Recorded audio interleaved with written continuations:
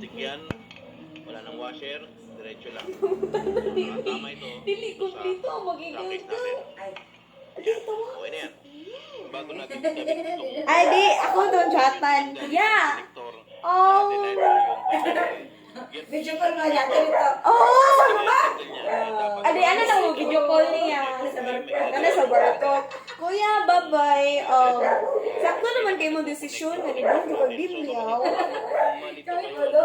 Kami. Yes, Larga, put me. Oh my God. Okay, sige. Muna na, dili ko pa boss niyo ron. Yan yung isa na yan. Dapat doon sa gilid ng makina sa may papuntang Magneto sa may Magneto banda. So ito naman yung aluminum, yan yung nandito sa ating shifting drum. Ilagay ko muna. May spring din.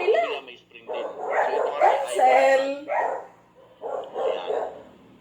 Tama dyan. So ito, dito naman yung kapatid nakalagay.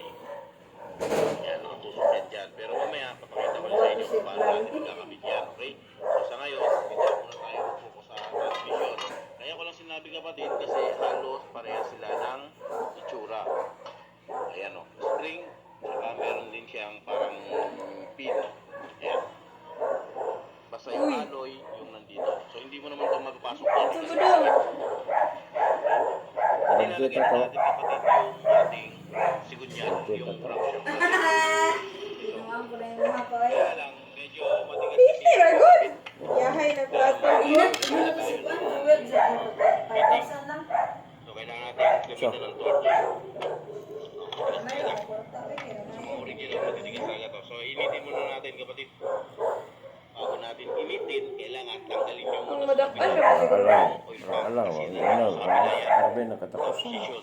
So kung hindi nyo matatanggal yan kapatid, Usara lakaw. yung gear ng ating oil pump. Yan. Pagkasunod natin at saka Nephew, di ay kay Lucky.